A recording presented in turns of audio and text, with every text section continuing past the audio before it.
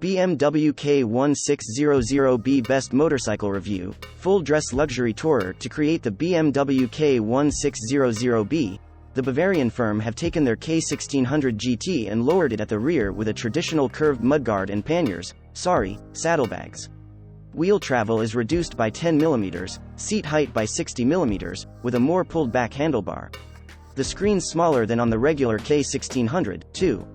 The big Beamer is not that frugal, returning 45 mpg, but due to its 26.5-liter tank it will cover 262 miles before needing a fuel stop. Ride quality and brakes. The potassium boride has two suspension settings, cruise and road. The former is too soft for anything other than smooth aero straight routes, clues in the name, and though the latter has more control, the BMW tries to wallow and becomes unsettled on fast, bumpy roads. This bike's lower at the back than a stock K1600 GT and has a shock with reduced wheel travel. It's reasonable rather than great. There's not much legroom, and even with the seat in the highest position, 780 mm, my knees are higher than my hips.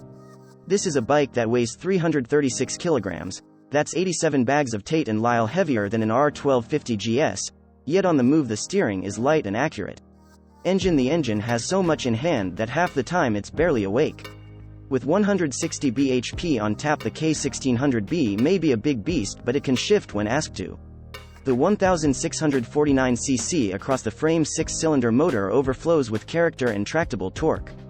With perhaps the smoothest throttle feel of any bike, it pulls like a John Deere from low revs, uses huge mid-range thrust to surge past traffic and, if you let it, streak to the top of its revs. Reliability and build quality. The finish and reliability is what you'd expect on a 20,000 pounds BMW, faultless. It feels robust and able to tackle any riding conditions. Value versus rivals. While the base model K1600B is 19,140 pounds, the SE model comes with up and down quickshifter, an electric screen, cruise control, self-canceling indicators, heated grips and seats as a fairly substantial 22,165 pounds. Equipment. BMW's asymmetric dash is unique to the K1600. A color digital panel between the dials for speed and revs is controlled from the switchgear. Info is logically laid out and there's every bit of bike and trip data you could wish for, though in this age of widescreen displays it feels a bit previous generation. The BMW's pannier also have central locking. And it has a reverse gear.